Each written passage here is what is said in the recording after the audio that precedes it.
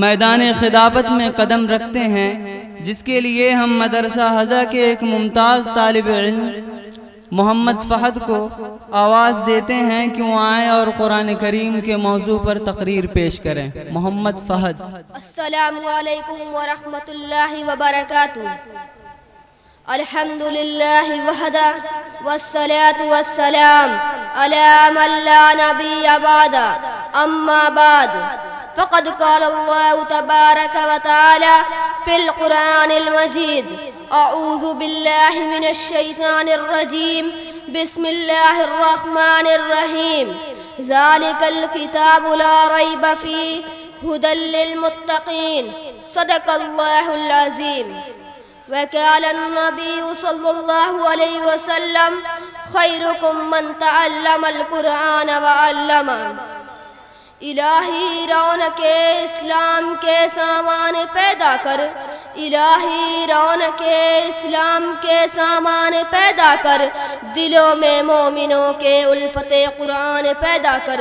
صدر محترم، اسٹیج پر بیٹھے علماء کرام، حاضرین جلسہ، آج کے اس مبارک اجلاس میں میرا موضوع سب سے پاکیزہ مقدس کتاب قرآن پاک ہے، جس کا ہمیں چڑھتے سورج کی طرح یقین ہے، اس کا ایک ایک حرف سچا اور صادق ہے۔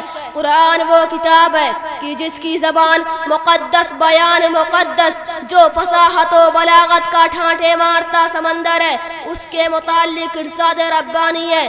قرآن وہ کتاب ہے کہ جس کے صادق اور برحق ہونے میں کوئی شک و شبہ نہیں، کہ جس کے بارے میں پیارے آقا صلی اللہ علیہ وسلم نے ارشاد فرمایا: خیرکم من تعلم القرآن وعلمہ۔ تم میں سب سے بہترین وہ شخص ہے جو قرآن سیکھے اور سکھائے۔ حاضرین مجلس، قرآن پاک اللہ تعالیٰ کی طرف سے عطا کردہ وہ حسین تحفہ ہے جس نے 23 برس کی قلیل مدت میں پورے عالم میں انقلاب برپا کر دیا، کہ بڑے سے بڑے فصحا، بلغا، ادبا، شعراء حیران و سجدر رہ گئے، اس کی آیتوں کو سن کر پتھر دل موم ہو گئے۔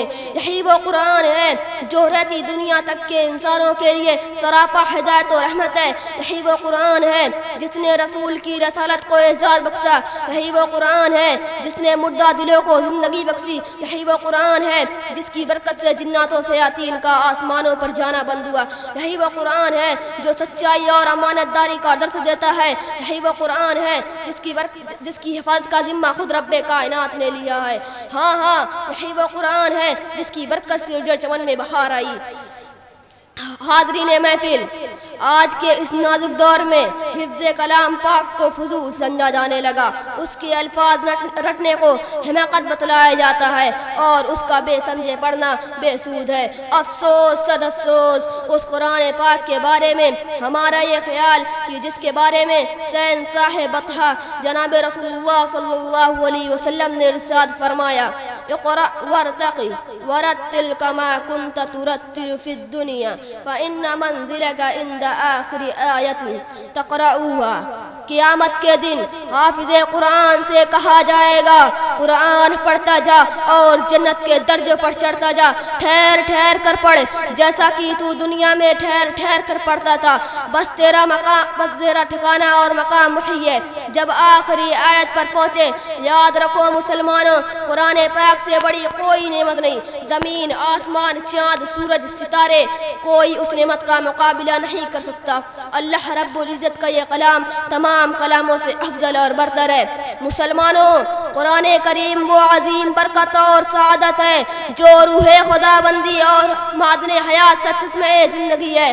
وہ عرب قوم جو پشتہا پشت سے مردہ چلی آ رہی تھی، دنیا جس کو ذلیل اور حقیر جانتی تھی، کوئی ان کو اونٹ کی مینگنیوں میں کھیلنے والا سمجھتا تو کوئی ان کو جولائے عرب کا خطاب دیتا، لیکن جب قرآن آیا جس زمانے کا نام جولائے عرب تھا، صحابہ کرام ہو گیا، جن کو نفرت سے یاد کیا جاتا تھا، ان کو رضی اللہ عنہ ورضوا عنہ کا اعزاز ملا۔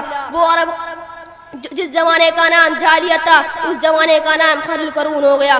وہ مردہ قوم جو کروٹ نہیں لے سکتی تھی، طاقت و قوت سے ایسی لیس ہو گئی کہ قیصر و کسریٰ کا غرور خاک میں ملا دیا، بڑی سی بڑی سلطنتوں حکومتوں کا تختہ الٹ دیا۔ حضرات اکرامی، جب قرآن آیا تو مکان و زندگی آئی۔ اسی چند باتوں پر میں اپنی تقریر ختم کرتا ہوں.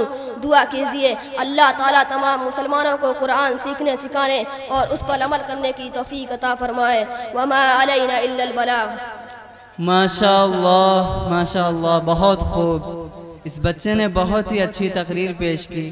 اللہ تعالیٰ سے دعا ہے کہ اللہ تعالیٰ بچے کو دین کا داعی اور سپاہی بنائے.